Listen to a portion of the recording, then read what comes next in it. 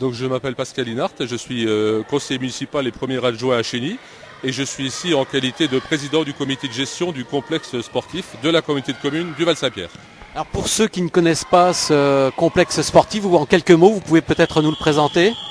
Alors c'est un bâtiment qui est tout à fait exceptionnel et que beaucoup nous envient, je crois, qui a été construit il y a une dizaine d'années pour accueillir des compétitions de niveau national, avec une grande salle dans laquelle nous nous trouvons qui permet de pratiquer beaucoup du handball, du basket. On a également une salle de judo, un cours de tennis, une salle de danse, de la gymnastique. En tout, il y a à peu près 25 activités qui peuvent être pratiquées dans ce bâtiment, avec vestiaire, avec douche, avec toutes les mesures de sécurité nécessaires, avec un bar pour les petites manifestations, tout ce qu'il faut. Alors donc c'est un gymnase qui a été construit par le Val-Saint-Pierre. Alors c'est une des grosses réalisations de la communauté de communes du Val-Saint-Pierre qui avait décidé son principe il y a environ une dizaine d'années pour faire face aux besoins, puisque actuellement il y a environ 1800 personnes adhérents qui fréquentent ce bâtiment, y compris les scolaires.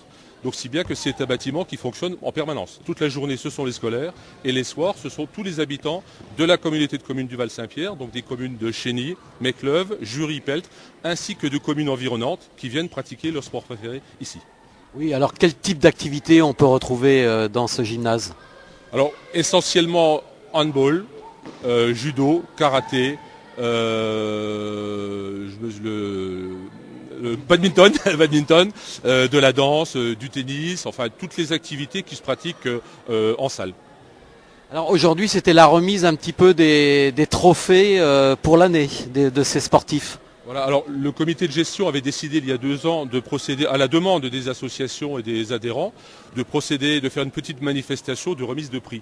Puisque cette structure a été faite au départ pour accueillir des sportifs en loisir, mais à force de faire du loisir, à force de faire des compétitions, on s'aperçoit qu'on a des sportifs qui brillent au niveau départemental. Donc on a trouvé intéressant l'idée de réunir tous ces joueurs et de leur mettre un petit lot. Alors ce sont des bons d'achat que nous remettons, de 50 € pour ceux qui ont gagné des compétitions de niveau départemental, 30 € pour ceux qui étaient finalistes, qui sans gagner ont tout de même brillé.